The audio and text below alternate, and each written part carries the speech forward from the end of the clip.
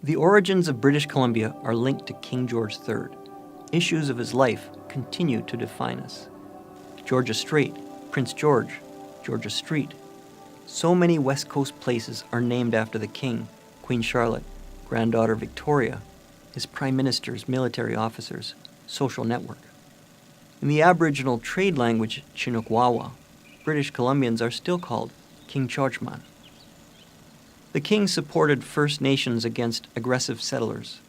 His proclamation of 1763 alienated American colonists, but remains the basis of Aboriginal legal power in British Columbia today, likened to a Magna Carta or Bill of Rights. His 1774 Quebec Act protected the French language, ensuring a bilingual Canada. It was one of the intolerable acts that led to revolution. King George III valued the pursuit of knowledge. He opened his libraries to all learned people, even those who opposed him. He loved dropping in on favorite authors like Samuel Johnson, who called him the finest gentleman I ever met. The first scientifically trained king, he encouraged new technology. His collection of technical instruments can still be seen in the Science Museum.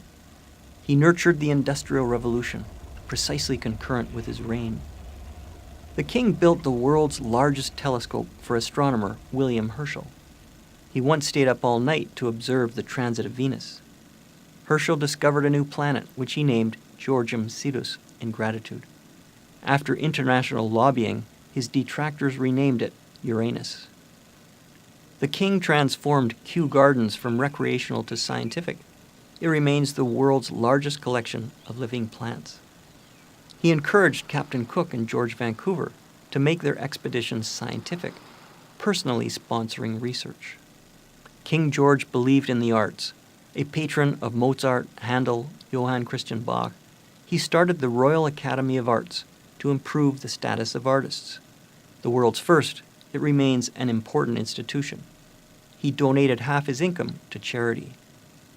After a mentally ill woman attempted to assassinate him, his insistence she be treated compassionately gained wide respect and led to the first criminal insanity legislation. King George believed in the supremacy of Parliament. One of his first acts was to submit the royal budget for Parliament's approval, a tradition that continues today. One biographer called him a model of constitutional propriety in his relations with Parliament. He once explained to tradespeople he met how to vote in municipal elections.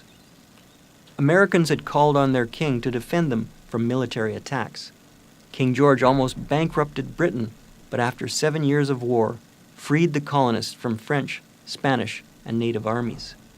Under crushing debt, the British Parliament taxed the colonists. Freed from foreign threats, they refused. All taxes were rescinded except for tea. The king believed the colonists should respect the Parliament. The price was still less than the black market tea Americans were already buying. In 1772, all American slaves in England were emancipated. Slaves in America were energized, believing King George would free them as well.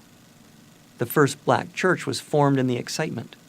God Save the King, chanted before slave owners, became a first slogan of black resistance. The principle of repugnancy meant slavery would soon be abolished in America. Wealthy slave owners turned against Britain. A white mob burned alive a black man named Jerry for encouraging slaves to remain loyal to the king. The first black church was forced to loyalist territory. Of the 56 signers of the Declaration of Independence, 41 owned slaves. Others endorsed slavery, only a few opposed it. George Washington owned 300 slaves. The false teeth he wore came from his slaves' own mouths. Thomas Jefferson owned 600 slaves. DNA shows he fathered children who he also kept as slaves.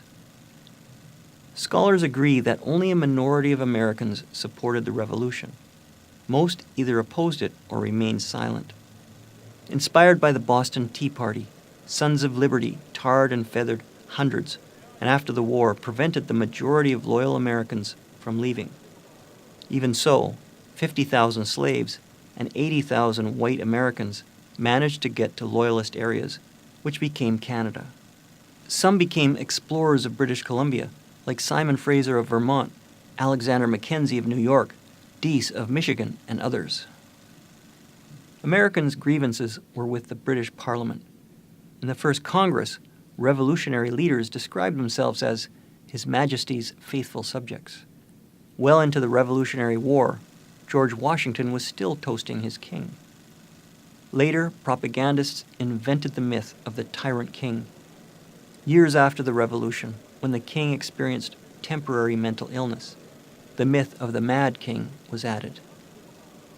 King George III changed society.